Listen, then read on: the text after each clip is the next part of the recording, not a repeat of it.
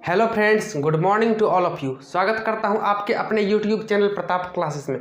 दोस्तों, मैं आज आप लोगों के लिए लेकर आया हूं कंसेप्ट ऑफ टेंस का पार्ट 9 वीडियो। इस वीडियो में हम लोग देखेंगे पास्ट परफेक्ट टेंस को, पास्ट परफेक्ट कंटिन्यूअस टेंस को। यह पास्ट परफेक्ट कंटिन्यूअस टेंस जो है, यह पास्ट टेंस का सबसे अंतिम पार्ट है, ठीक ना। तो हम लोग देखते हैं, यदि कोई सेंटेंस हिंदी में लिखा हो तो हम लोग कैसे पहचानेंगे जो sentence past perfect continuous tense का वाक्य है। तो इसके लिए पहचान होता है, जिस हिंदी वाक्य क्रिया के अंत में ता रहा था, ती रही थी, ते रहे थे तथा समय सूचक लगा रहे। समय सूचक का मतलब हमारा हो गया यानी कि टाइम लगा रहे उसके साथ। एग्जाम्पल के रूप में हम लोग देख लेते हैं जो सेंटेंस किस प्रकार का दिखता है पास्ट परफेक्ट कंटिन्यूअस टेंस का। सीता 2 वर्षों से इस स्कूल में पढ़ती आ रही थी। देखिए, हमारा पहचान से मैच कर रहा है ना, ती आ रही थी, ती रही थी, मैच कर रहा है। इसके बाद देखिए समय सूचक लगा रहे, टाइम भी लगा हुआ है 2 वर्षों से। हम लोग समझ जाएंगे ये सेंटेंस जो है पास्ट परफेक्ट कंटिन्यूअस टेंस का वाक्य है। दूसरा एग्जांपल हम लोग देख लेते हैं। मोहन 2020 ईस्वी से दिल्ली में रहते आ रहा था, ठीक। ता आ रहा था मिल रहा है हमारा पहचान से, और देखिए समय सूचक भी लगा हुआ है 2020 ईस्वी से। यदि यहाँ पर टाइम नहीं रहता तो तब हम लोग बोलते हैं इसको पास्ट कंटिन्यूअस टेंस, ठीक। टाइम लगा हुआ है इसलिए हम लोग इसको बोलते हैं पास्ट परफेक्ट कंटिन्यूअस टेंस, ठीक। तो अब हम लोग इन सेंटेंस को इंग्लिश में ट्रांसलेट कैसे करेंगे। इन सेंटेंस को इंग्लिश में ट्रांसलेट करने के लिए हमें स्ट्रक्चर की आवश्यकता होती है। तो पास्ट परफेक्ट कंटिन्यूअस टेंस का स्ट्रक्चर क्या होता है देख लेते हैं। पास्ट परफेक्ट कंटिन्यूअस टेंस का स्ट्रक्चर होता है subject plus had plus been plus V4 plus object plus since या 4 प्लस टाइम, SINCE, सिंस या FOR प्लस टाइम। ये जो है हमारा पास्ट परफेक्ट कंटिन्यूअस टेंस का स्ट्रक्चर है।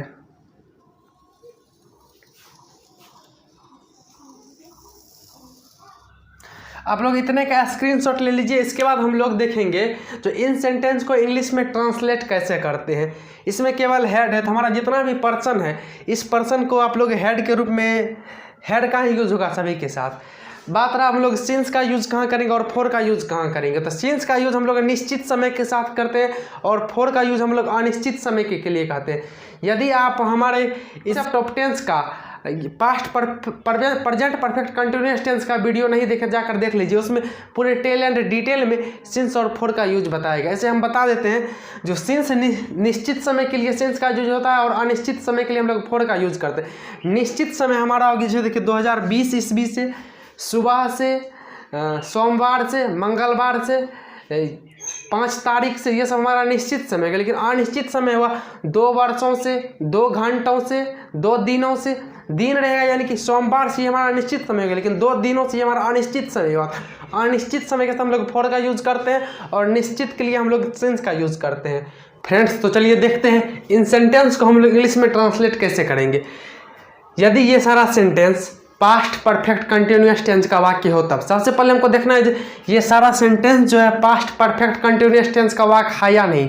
तो सबसे पहले हमको देखना है, मोहन 2020 ईस्वी से दिल्ली में रहते आ रहा था। पहचान क्या होता है पास्ट परफेक्ट कंटिन्यूअस टेंस का। ता रहा था, ती रही थी, ते रहे थे तथा समय सूचक लगा रहे। तो ता रहा था लगा हुआ है तथा टाइम भी लगा हुआ है, तो हम समझ जाएंगे जी हमारा पास्ट परफेक्ट कंटिन्यूअस टेंस का वाक्य। ये तो इसी का इंटेरोगेटिव सेंटेंस है, ये WH क्वेश्चन है। ये रहा हमारा अलग ट्रांसलेशन। ये दोनों एक ही टाइप का है लेकिन रूप में चेंज, लेकिन ये अलग है।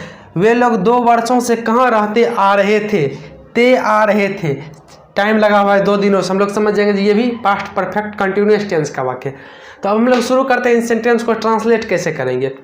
तो किसी भी सेंटेंस को ट्रांसलेट करने के लिए सबसे पहले इसमें सब्जेक्ट चुनना जरूरी है। तो इसमें चुनते हैं सब्जेक्ट क्या, सब्जेक्ट हमारा मोहन है, तो सबसे पहले लिख देना है मोहन।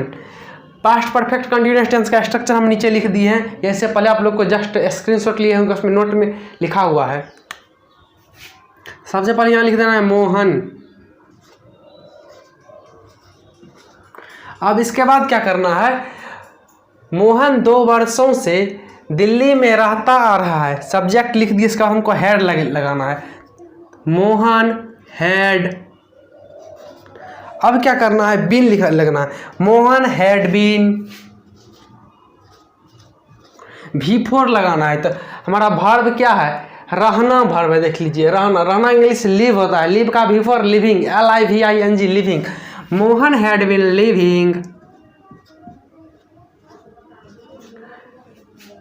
दिल्ली में रह रहा है। कहाँ रह रहा था, दिल्ली में। Mohan had been living in Delhi,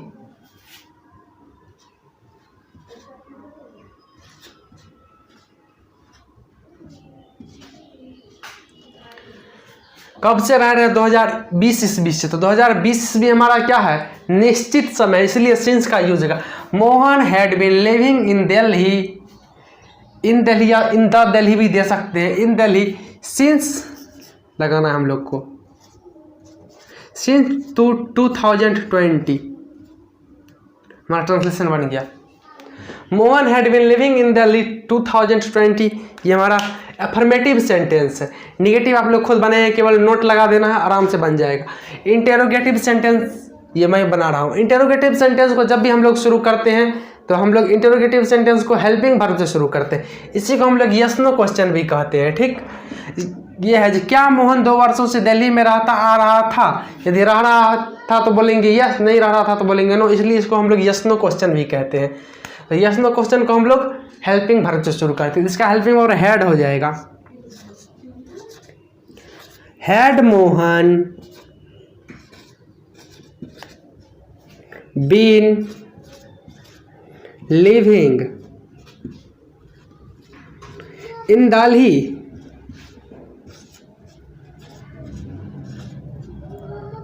आप लोग यहाँ पर द भी लगा सकते, इन द दिल्ली भी लिख सकते हैं। ठीक ना, Mohan had been living in Delhi since 2020।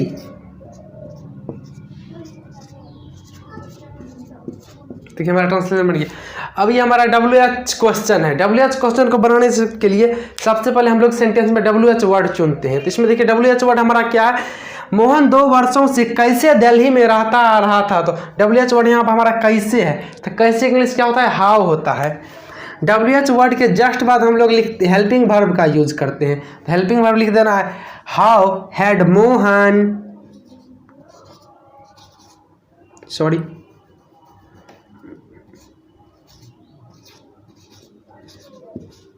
How had Mohan been living Delhi,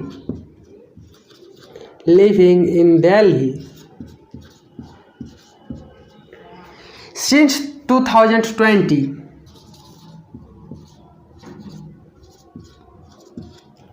question mark देना ना भूलिएगा, इसमें भी सॉरी क्वेश्चन मार्क होगा।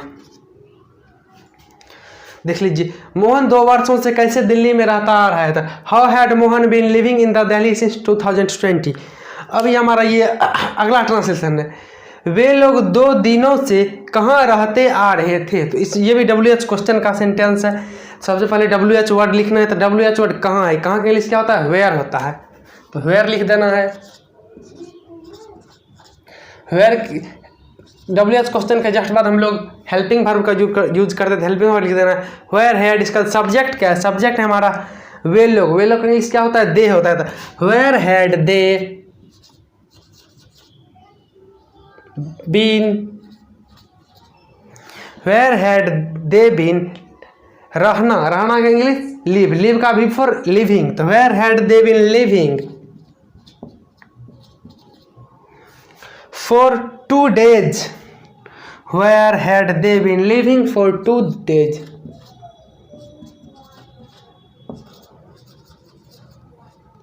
यहाँ पर अनिश्चित समय, इसलिए हम लोग फॉर का यूज किए।